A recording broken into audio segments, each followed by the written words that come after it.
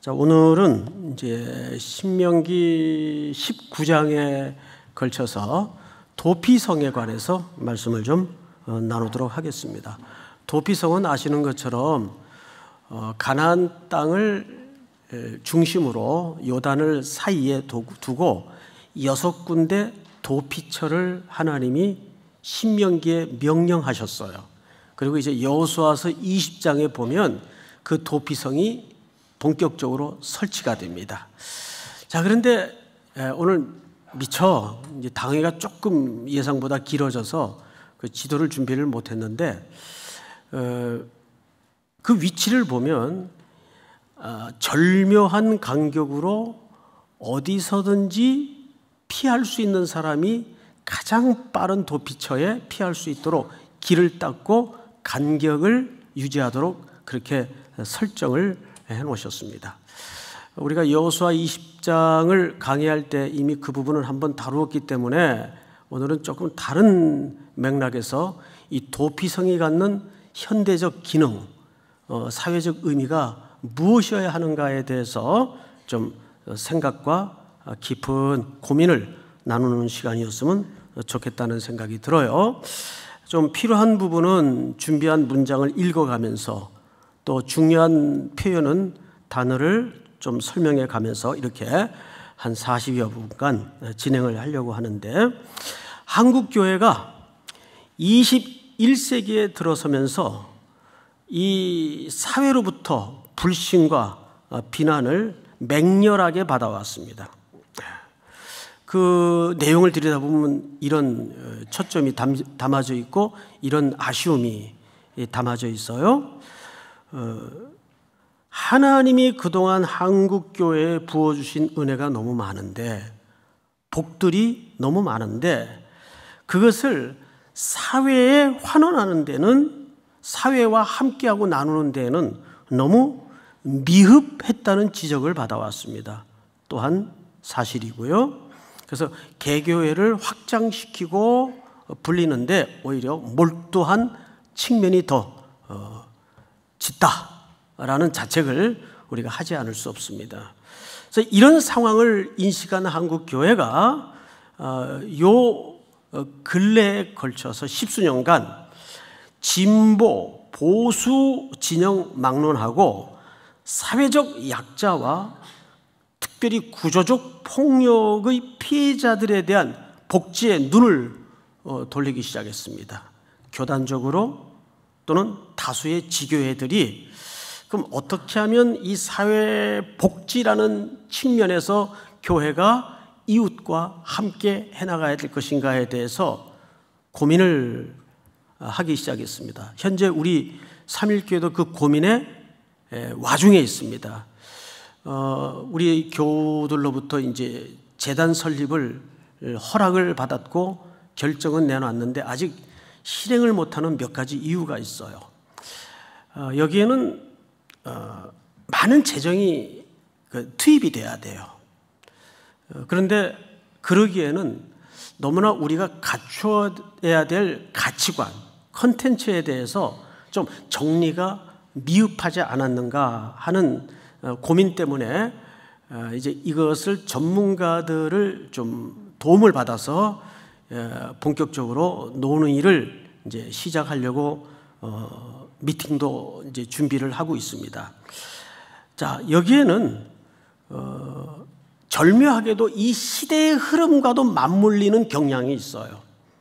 예를 들면 한국교회가 1993년도를 기점으로 문민정부가 들어서면서 이제 이런 쪽으로 한국 사회도 고도 성장의 걸음에서 주춤하는 가운데 우리도 이제는 파일을 키우는 데에서 이제는 좀 그 파일을 어떻게 이 사회의 불평을 걷어내고 사회적 약자들과 또는 장애인들과 또 소외된 자들에게 이 파일을 나누어 줄 것인가에 대한 제도적 고민을 해왔고 이것도 참 한국 사회답게 급속도로 이제 준비를 지금 하고 있는 중입니다. 과거 한 10년, 10수년 전에 비하면 지금 딴 세상이 되다시피 그런 제도들이 많이 지금 만들어졌는데 아직도 미흡하고 멀었다는 생각은 지울 수가 없어요. 이제 한국 사회도 이 복지 문제에 대해서 어떤 기로에 서 있는가 하면 계속해서 유럽 쪽의 복지 모델로 갈 것이냐, 미국식 복지 모델로 갈 것이냐, 아직 어떤 방향을 잡는데 지금 우왕좌왕하고 있는 걸로 이제 보도나 또 정부 관료들의 고민을 뉴스를 통해서 들어보면 그 와중에 지금 얹어져 있는 것 같아요. 자, 오늘은 제가 한 교수님의 이야기를 좀 읽어 드리겠습니다. 폭력은 악이다라고 말하는 사람은 자기는 폭력으로부터 초연해 있으며 절대 폭력에 개입되지 않는 사람처럼 행세하는 것이다. 그런데 사실 이 말이 가만히 앉아서 들어보니까 너무 아파요. 왜냐하면 우리의 이야기를 하고 있는 느낌을 지울 수가 없습니다. 우리는 성도 또는 교회라는 명목으로 항상 폭력과는 어느 자리에 앉아 있죠? 제3자의 자리에 앉아 있다는 거죠. 전혀 폭력과는 무관한 단체, 또 폭력과는 거리가 먼 개인, 항상 그래서 폭력이라는 구조적 폭력이든지 개인적 폭력이든지 이 폭력이라는 주제가 등장을 하면 언제나 교회나 성도들은 제3자의 자리에서 쉽게 이렇게 얘기를 합니다. 폭력은 악이다. 이건 참 쉬워요. 그렇죠, 여러분? 너나 할 것 없이 이 말은 말하기 쉬워요. 폭력은 악이다. 그런데 자기들도 인식하지 못하는 사이에 자기가 가해자가 돼 있다는 것을 교회 공동체는 모른다는데 섬뜩함이 있다는 거예요. 다시요. 자기들이 그 3자의 자리에 있는 것처럼 보이지만 자기들도 인식하지 못하는 사이에 가해자의 반열에 서 있다는 것을 인지조차도 못하고 있다는데 섬뜩함이 있다는 거예요. 이분은 이제 작고하신 분인데 이 글이 길어요. 그래서 뭐 짧게 인용을 했지만은, 자, 그렇다면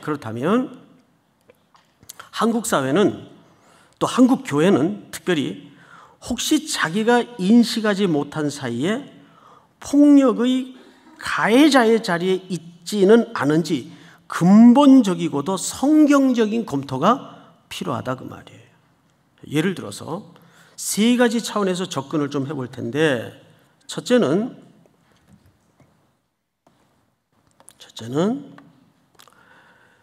구조적 폭력에 대해서 좀 한번 생각을 좀 해보겠습니다. 첫째, 구조적 폭력. 이거는 아까도 말씀을 드렸지만 1993년 문민정부 들어서는 그 연도를 기준으로 해서 이전까지는 우리가 정말 야만의 시대를 살지 않았어요. 80년대, 70년대 대학을 다녔던 분들은 이게 무슨 소리인지를 알 겁니다.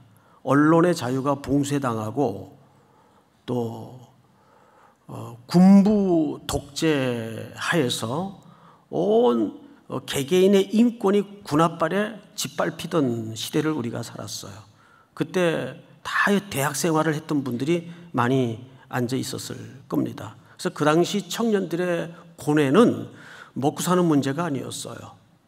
이 조국에 언제 민주화의 봄바람은 오겠는가 하는 조금은 거대 담론에 모두가 캠퍼스가 몰두해 있었습니다. 그러니까 그 시대를 살았던 사람들은 요즘 청년 세대의 고민하고는 조금 양태가 달랐겠죠.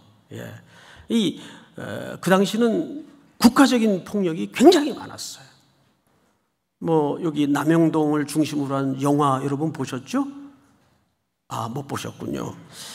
그 제목이 제가 그 비행기에서 봐가지고 제목을 기억을 못 하겠는데 그렇게 무자비하게 죄 없는 백성들을 끌어다가 고문하고 죽이고 정말 무슨 쓰레기더미처럼 취급해버리는 그 비인간적이고 비인격적인 만행이 얼마나 많았는지 알 수가 없습니다. 캠퍼스에서 학생들이 소리 소문 없이 군대로 끌려가고 또 사라지고 하는 일들이 간간히 있었습니다. 간간히.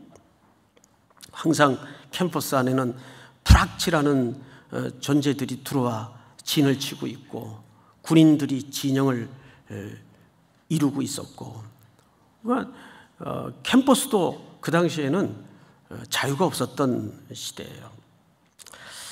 그런 구조적 폭력, 이것인지 사실은 일제 또 파시즘, 이런 이데올로기 전쟁을 통해서 인류는 두 차례에 걸쳐 1차 세계대전과 2차 세계대전을 통해서 그런 국가적 폭력과 구조적 폭력을 끔찍하게 겪었죠. 그래서 한나 아렌트라는 사람은 그런 세기를 폭력의 세기다, 폭력의 세기였다, 이렇게 얘기를 합니다.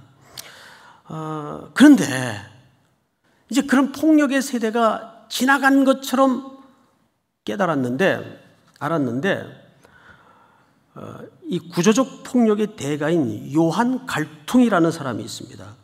갈퉁이 아니고 요한 갈퉁이라는 사람이 있어요. 이 사람은 이 사회의 구조적, 미처 백성들이 간파하지 못하고 인지하지 못하는 이 구조적 폭력이 얼마나 우리 삶에 가까이 있는가에 대해서 평생 헌신한 사람이에요. 이분이 이런 이제 걱정을 글로 남겼습니다. 그렇게 직접적이고 물리적인 고통을 포함해서 사회적 불평등이 이 사회에 많은데 정말 고통은 그런 지배계층, 기득권 세력의 구조적 폭력을 통해서 당하는 사회적 박탈감까지도 거대한 폭력의 구조에 얹어져 있는 것이다. 이렇게까지 조금은 과한 표현을 썼지만 일면 저는 일리가 있다고 믿습니다. 이런 구조적 폭력은 제가 일일이 열거하지 않아도 여러분들이 더 전문가들일 수 있고 또 여기 전문가들도 계실 테니까 이쯤 하겠습니다. 근데 정말 무서운 것은 종교적 폭력입니다. 오늘 도피성의 문제도 사실은 이 문제와 연결이 되어 있어요. 종교적 폭력입니다. 제가 가끔 설교 시간에 인용을 하지만 마가복음의 성전 입구에서 예수님이 헌금함을 향하여 앉으셨어요. 사람들이 예배를 드리기 위해 들어가겠죠? 그리고 유심히 헌금 넣는 것을 보십니다. 그 중에 가난한 한 과부가 두렙돈, 자기 생활비 전부를 넣어요. 거기서 말하는 두렙돈이라는 것은 가난한 사람이 저녁 한 끼를 먹으면 끝나는 작은 분량의 액수입니다. 그런데 그 여인이 가난한 과부인데, 부토코스라는 말은 가난한이라는 뜻인데 이것은 절대 결핍을 얘기해요. 절대 결핍. 절대 결핍이라는 것은 예를 들어 이런 겁니다. 생활비에도 생활이 있고 생계가 있어요. 근데 생활도 생계도 안 되는 게 뭐죠? 생존비가 있어요. 그러니까 두렙돈은 거기에 해당하는 가난함이에요. 그거를 헌금함에 떨굽니다. 그러면서 예수님이 이 과부가 헌금한 것을 보라. 저는 전부를 넣었다. 그래서 이것을 종교적 시각에서 뭐라고 오해를 하냐 하면 우리도 헌신을 저렇게 해야 된다. 그래서 부자들 주머니 털어내기에는 너무너무 좋은 소스예요. 근데 이건 몇 번 강조했지만 그 얘기가 아니거든요. 그 스토리를 문맥에서 봐야 돼요. 그 앞에는 누구에 대한 고발이 있었는가 하면 종교 기득권층인 서기관들과 바리새인들에 대한 고발이 있었어요. 서기관들을 삼가라. 저들은 과부의 가산을 삼키는 자라 그랬어요. 여러분, 서기관들은 그 당시 사회에서 어떤 자들이었습니까? 로이어예요. 약자를 보호해주고, 특별히 약자 중에 상징적인 존재인 그런 과부, 고아, 나그네, 이 땅에 기반이 없는 사람들, 특별히 과부는 남편이 남긴 그 얼마 안 되는 재산을 생계를 유지하도록 잘 법적으로 돌봐주는 역할을 해야 될 사람들이 서기관들이에요. 그런데 그 당시 헤롯은 어마어마한 예산을 들여서 성전을 짓고 있었어요. 아직 완성되지 않았을 때입니다. 그럼 성전 공사에는 뭐가 절대적으로 필요할까요? 돈입니다. 그 돈은 누가 냅니까? 백성들이 내야 돼요. 그래서 종교 지도자들이 무시무시한 가문이설로 율법에 무거운 짐을 얹어서 그 사람들의 종교성을 빌미로 거의 폭력에 가까운 강요를 합니다. 그렇게 하나님 앞에 째째하게 헌금 생활하니까 복 못 받는 거야. 그러니까 애가 안 되는 거지. 처음에 흥치풍하고 듣다가 그 소리 한번 10번 들어보세요. 무슨 일이 생길 때 내가 헌금을 좀 약하게 해서 우리 집에 자꾸 이런 어려움이 생기나, 그런 생각이 들까요? 안 들까요? 들고도 남죠. 인간은 연약한 존재인지라 할 수 없어요. 그게 뭐죠? 그게 종교폭력이에요. 해서 사람들이 그 성전 건축의 헌금을 충당하기 위해서 들어갈 때마다 그 나팔 입구 같은 아사구라 그러죠. 나팔 입구를 그런 모양의 헌금통에다가 넣으면 얼마 넣는지 다 보이게 돼 있어요. 헌금통의 구조도 그렇게 만든 거예요. 그러면 그 이야기는 무슨 얘기냐 하면 이런 뜻입니다. 이 여자는 오늘 두렙돈을 내고 나면 저녁을 굶어야 돼요. 밥을 못 먹어요. 근데 아무렴 예수님께서 봐라 말이야. 에? 언제 너희들이 밥 굶고 11주 한번 해볼래? 이러려고 그 얘기 꺼냈을까요? 이런 종교폭력이 어디 있어요? 이렇게 말하는 목사들이 사실은 있습니다. 무서운 섬찟한 사고죠. 그래서 설교로도 폭력을 얼마든지 가할 수가 있어요. 저도 참 그런 실수를 헤아려 보면 지금도 얼굴이 뜨끈뜨끈할 정도로 많이 했어요. 제가 언젠가 한번 주일 낮 시간에 그런 설교를 한 적이 있어요. 우리 총신 신대원 매년 그 전도사님들이 돈이 없어서 양복을 못 입는 분들이 있어요. 그럼 교회에 이제 헌양복을 걷어다가 거기다가 기증을 하면 그분들이 하나씩 챙겨가서 주일날 입고 이제 사역을 합니다. 근데 어느 해인가 한 성도가 새 양복 300벌을 기증을 했어요. 얼마나 놀랄 놈입니까? 그래서 이제 아무 생각 없이, 이 아무 생각 없는 게 죄인 줄 몰랐어요. 저는 그냥 자랑을 했어요. 교인들한테. 자랑보다도 이제 감사한 마음으로 간증을 한 거죠. 어느 성도님이 우리 전도사님들을 위해서 이렇게 300벌 양복을 헌금하셨다고. 실제 300벌을 실어다 왔어요. 학교에 갖다 주니까 전도사님들이 얼마나 좋았겠어요. 기뻐서 순수한 마음에. 근데 그 다음에 누가 게시판에, 난 그때부터 게시판에 알레르기가 있어요. 글을 올렸어요. 근데 글이 굉장히 그 논조가 이렇게 비아냥거리는 논조가 아니라 정말 제 평생의 저를 깨닫게 하는 논조로 글을 쓰셨어요. 참 부끄럽네요. 입던 양복이지만 세탁까지 해서 바느질을 다 해가지고 교회에 기증한 저희들이 부끄럽네요. 딱 그렇게 썼어요. 그 글을 읽는데 지금도 얼굴이 뜨끔거려요. 제가 언어로 폭력을 한 겁니다. 사실은. 그들을 부끄럽게 만든 거예요. 저는 고의일까요? 고의가 아닐까요? 고의가 아니에요.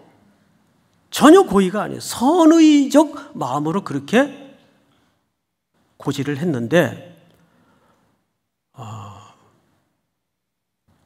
너무나 많은 순수하게 한 벌씩 수선해서 빨아서 드렸던 성도들에게는 폭력이 됐어요.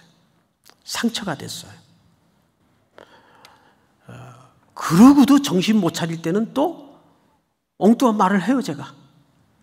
그러니까 도피성이 왜 만들어졌죠? 살인할 의사가 없었어요. 뭔 소린지 알겠어요? 살인할 의사가 없었다고요. 도끼질 하다가 나무 패다가 이게 그냥 날아간 거예요. 그 옆에 있던 사람이 죽은 겁니다. 이 사람이 그 사람 죽이려고 도끼질을 일부러 한 게 아니거든요. 바로 여기에 이 도피성의 그 기저, 존재하는 가장 근본적인 이유가 여기 있단 말이에요. 종교적인 측면에서 이런 일들이 얼마나 많이 벌어지는지 아세요? 예를 들면 교회 옆에 어느 혼자 사는 여집사님이 남편이 남겨놓은 집 한 채를 가지고 그냥 애들하고 그렁저렁 살아가는데 이 교회가 막 부흥이 되는 거예요. 그게 맨날 전쟁이죠. 맨날 주차 전쟁에 교회 학교 난리죠. 누가 봐도 이거는 교회를 확장을 해야 돼. 그런데 저 집만 좀 어떻게 구입을 하면 교회가 이거 숨통이 튀겠어요.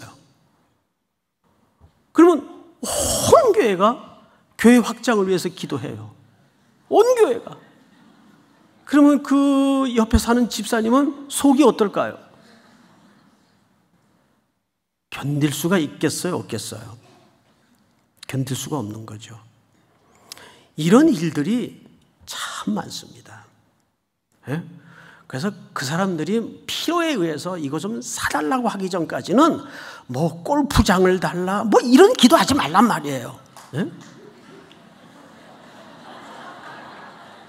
그 남이 영업자라고 있는데 왜 자꾸 저걸 달라고 그래요? 저 사람이 그냥 와서 이거 좀 사달라 그러면 그때야 못 이기는 척하고 우리가 필요 없지만 어떻게 좀 기도해보고 있습니다. 그런다든지. 예를 드는 거예요, 예를. 자, 우리가 이런 것을 의도적으로 하는 사람이 있어요, 교회가? 없어요. 자, 또 하나 신뢰를 들게요. 대형 교회들이 프랜차이즈처럼 브랜드를 팔아서 지교회 지성전을 지어요. 그리고 교회 이름 막 버스 옆구리에다가 그어대고 써대고 저 먼 데까지, 심지어는 삼각교회 바짝바짝 앞에다까지 정기적으로 버스를 갖다 대요.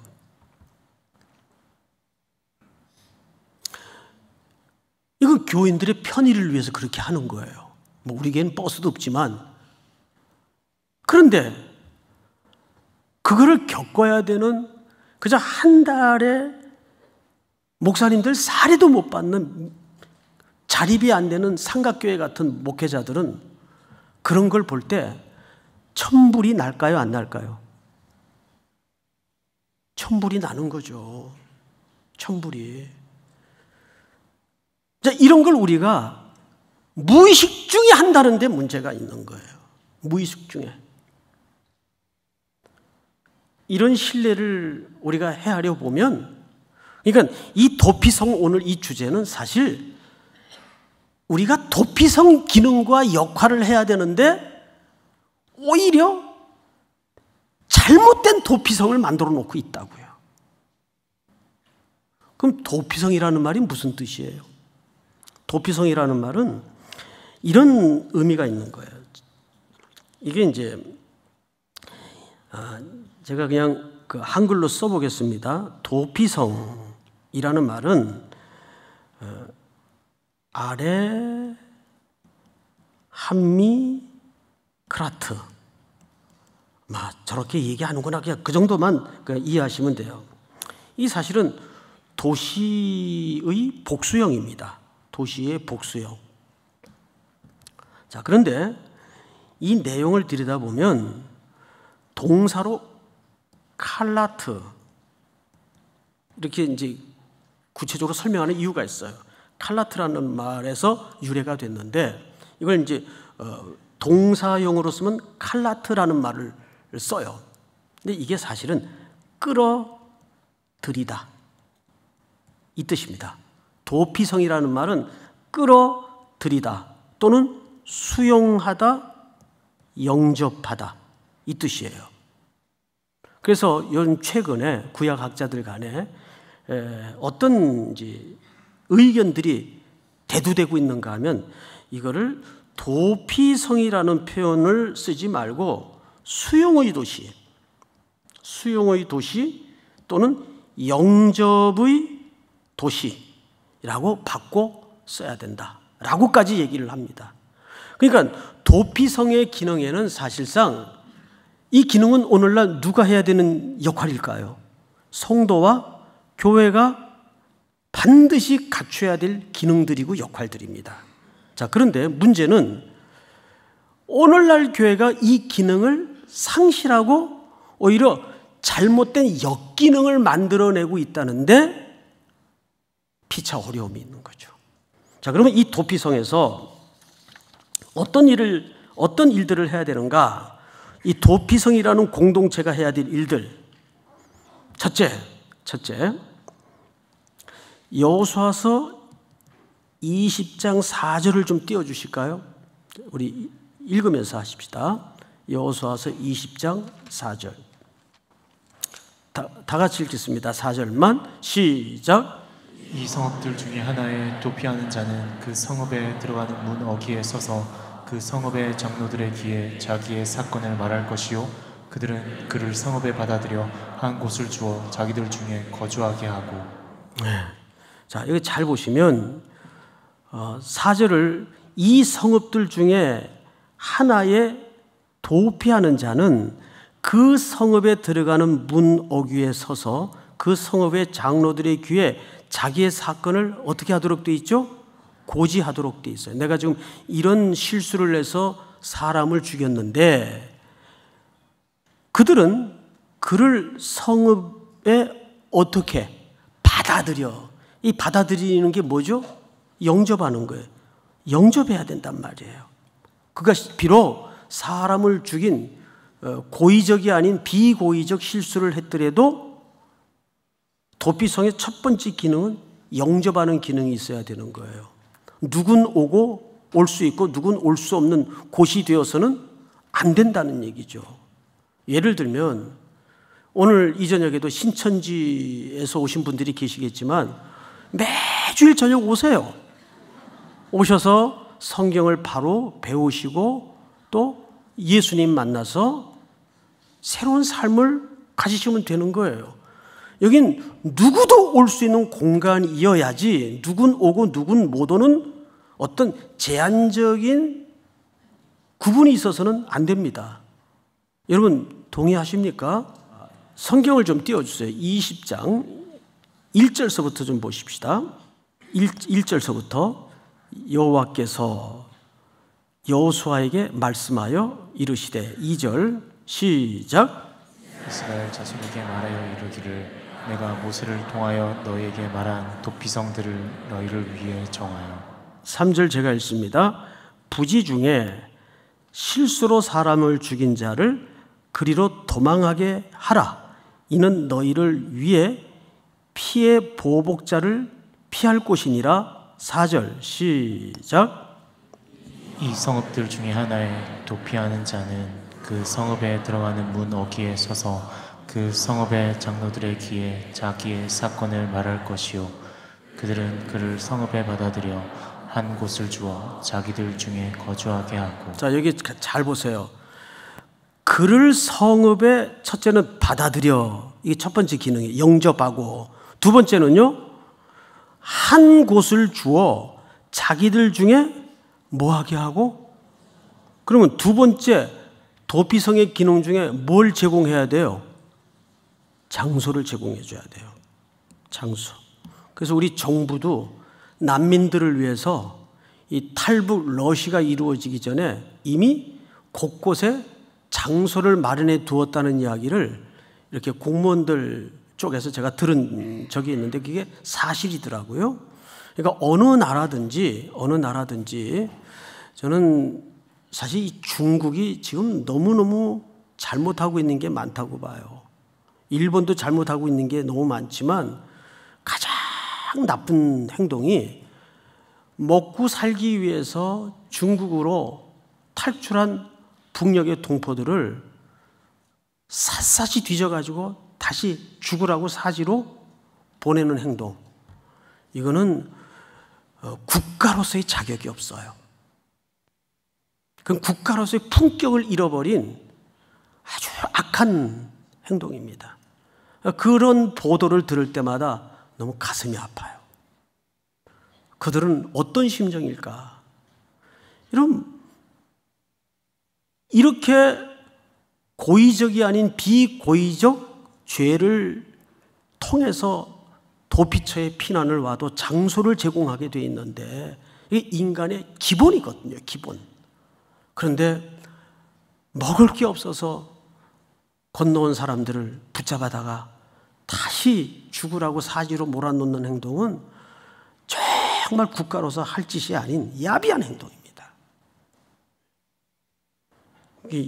일본도 뭐라 그래야 되지만 이 중국 정부에 대해서도 그 부분에 대해서는 정부가 강력하게 항의를 해야 돼요. 국가 차원에서. 장소를 제공해야 돼요. 피난처가 제공돼야 된다 그 말이에요. 사실 우리 교회도 지금 우리는 이제 최근에 이런 영역들이 조금씩 확대되다 보니까 공식적으로 교회에 이렇게 정상적인 홍보가 이루어지지 않는 경우가 참 많아요.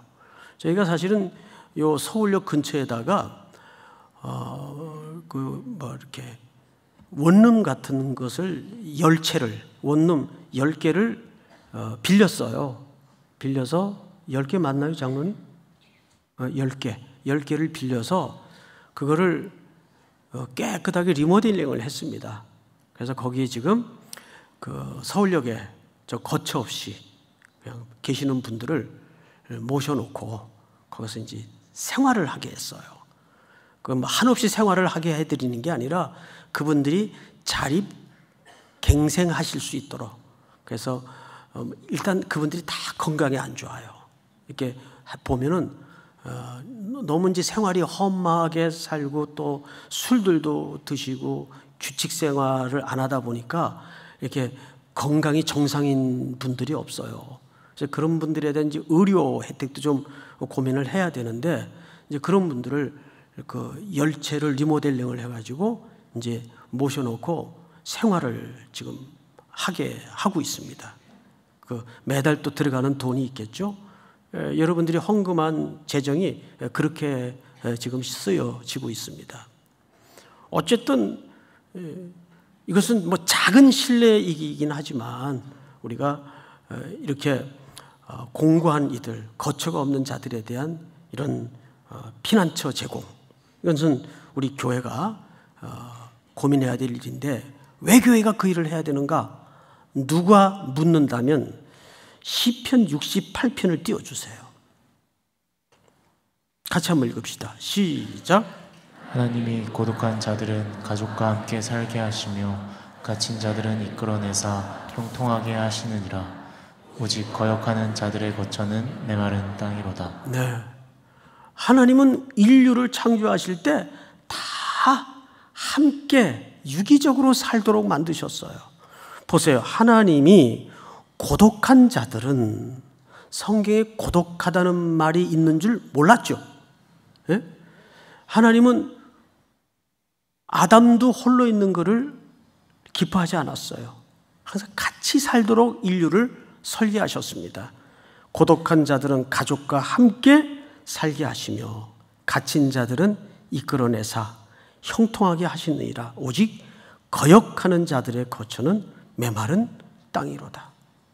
그러니까 혼자 배불리 담치고 아무도 못 들어오게 자기 영역 확보해서 혼자 잘 먹고 잘 살겠다고 하는 사람들은 그 안에서 가두어져 온 인생이 함몰돼 버리고 맙니다. 정말입니다. 그런데 교회가 오늘날 한국 사회 속에 이런 개토화 현상이 일어나고 있다는 거죠. 교회가 담을 헐지 못하고 내 교회만 하다 보니까 지금 그런 역기능이 교회 안팎에 얼마나 많이 일어나고 있어요. 이게 긴 호흡을 통해서 반드시 드러나게 돼 있는 거예요. 자, 마지막 세 번째로 여호수아서 20장 5절을 한번 볼까요? 5절 보시면 피의 보복자가, 다 같이 한번 읽겠습니다. 시작. 피의 보복자가 그의 뒤를 따라온다 할지라도 그들은 그 살인자를 그의 손에 내주지 말지니 이는 본래 미워함이 없이 부지 중에 그의 이웃을 죽였음이라. 피의 보복자가, 이 피의 보복자라는 말은 피해를 당한 사람이겠죠. 근데 사실 여기 보복이라고 되어 있는데 피의 구속자라는 뜻이 정확한 번역입니다. 피의 보복자가 그의 뒤를 따라온다 할지라도 그들은 그 살인자를 그의 손에 내어주지 말지니 이는 본래 미워함이 없이 부지 중에 그의 이웃을 죽였습니다. 그러니까 이 사람은 의도 없이 약해서 무지해서 부주의해서 죽인 거예요. 그럴 땐 내주게 돼 있습니까? 내주지 않게 돼 있습니까? 보호하도록 돼 있어요. 그래서 도피성의 세 번째 기능은 보호 기능이 있어요. 우리가 그런 사람들을 위해서 마지막으로, 진짜 마지막이에요, 어떻게 해야 되겠는가? 자, 우선 도피성의 체류기간이 있습니다. 체류기간. 도피성의 체류기간을 여호수아서 20장 6절을 좀 볼까요? 다 같이 한번 읽읍시다. 시작. 그 살인자는 회중 앞에 서서 재판을 받기까지 또는 그 당시 대제사장이 죽기까지 그 성읍에 거주하다가 그 후에 그 살인자는 그 성읍 곧 자기가 도망하여 나온 자기 성읍 자기 집으로 돌아갈지니라 하라 하시니라. 이 문장이 히브리 원문을 봐도 좀 애매하게 되어 있는데 왜 애매하다고 말씀을 드리는가 하면 그 살인자는 회중 앞에 서서 재판을 받기까지 또는 그랬어요. 근데 원문에는 이런 단어가 없어요. 이렇게 끊었습니다. 그냥 그 살인자는 회중 앞에 서서 재판을 받기까지 그 당시 대제사장이 죽기까지 그냥 이렇게 동떨어진 두 문장으로 얹어놨어요. 그래서 여기에 두 견해가 있습니다. 이것은 둘 중에 하나를 취사 선택하라는 성경 기자의 하나님의 의도가 아니겠는가. 예를 들면 재판을 받고 나면 돌아갈 수 있다든지 또는 그 당시 대제사장이 죽으면 돌아갈 수 있다든지 둘 중에 하나를 취사 선택하라는 말이 아니겠는가. 이제 이 견해가 있어 왔습니다. 그런데 이 말은 그 말이 아니에요. 이 말의 정확한 의도는 첫째, 그 살인자는 회중 앞에 서서 재판을 받고 그래서 그 재판은 이 사람이 정말 고의가 아니었다는 여러 가지 그 당시 기준으로서의 절차들이 있었을 거 아니에요. 그렇죠? 그 재판을 받고 그래서 이 사람이 고의가 정말 아니었다라고 판단이 되면 나가는 게 아니라 그래도 피해 보복의 위험이 있어요, 없어요? 있단 말이에요. 그래서 대제사장이 죽는 시간까지 기다려야 돼요. 이것은 모든 만민이 동의하는 근본적인 법이기 때문에. 그러면 대제사장이 죽기까지 그 성읍에 거주하다가 그 후에 그 살인자는 그 성읍 자기가 도망하여 나온 자기 성읍 자기 집으로 돌아갈지니라 하라 하시니라. 여기에는 대속의 의미가 담겨져 있어요. 대제사장이 죽어야 이 사람은 완전히 자유가 됩니다. 그래서 예수 그리스도께서 누구로 죽으셨어요? 대제사장으로 죽으신 거예요. 그러니까 여기에는 구속의 의미가 더 본질이지 어떤 체류 기간의 한계 이런 게 본질이 아니란 말이에요. 그럼 결국 우리의 마지막 정답은, 귀결은 뭘까요? 그리스도 안에서만이 이 모든 것들을 수용할 수 있고 보호할 수 있고 함께 할 수 있다는 것이 됩니다. 그러니까 교회가 참된 교회는, 참 포도나무는 누구라 그랬죠?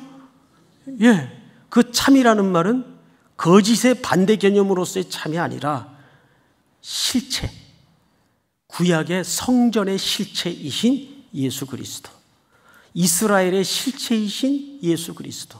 그러니까 이 삼일교회라는 공동체는 오늘 우리에게 영접의 복음이 있어야 되고, 두 번째는 그 피난처를, 장소를 제공해 주는 복음이 있어야 돼요. 그들의 근본과 기반을 마련해 주는 복음이 있어야 돼요. 마지막 세 번째는 그들을 보호하는 복음이 있어야 돼요. 이 세 개를 다 충족시켜 준 분이 누굽니까? 우리의 영원한 대제사장이신 예수 그리스도라는 말입니다. 오늘도 이 복음을 따라 우리 삼일교회가 하나씩 복음적 내용을 시대에 맞게 신실히 미래를 지향하여 갖추어가는, 또 여러분들도 이 복음에 함께 고민해가는 동역자로 일어날 수 있기를 주의 이름으로 축복합니다. 다 일어나십시다. 피난처 있으니 환난을 당한 자 이리 오라.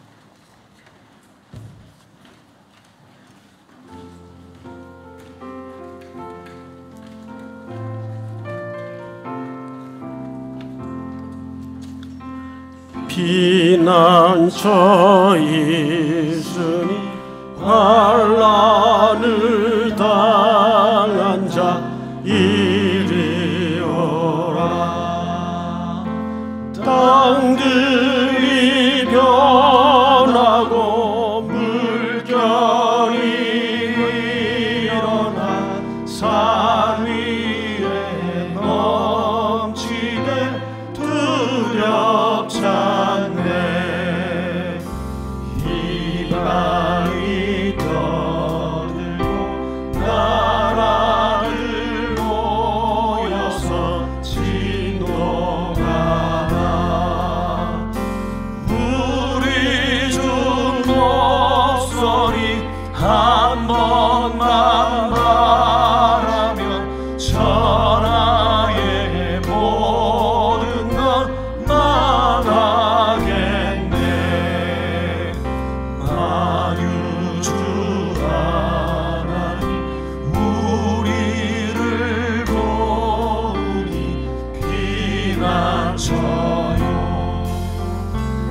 세상의 난리를 그치게 하시니 세상의 장엄이 쓸데없네. 1절서부터 높으신 하나님 우리를 구하니 할렐루야. 괴로움이 심하고 환난이 극하나 피난처 되시는 주 하나님. 1절서부터 다시 합니다. 피난처 있으니 환난을 당한 자 이리 오라. 땅들이 변하고 물결이 일어나 산 위에 넘치되 두렵지 않네. 이방이 떠들고 나라들 모여서 진동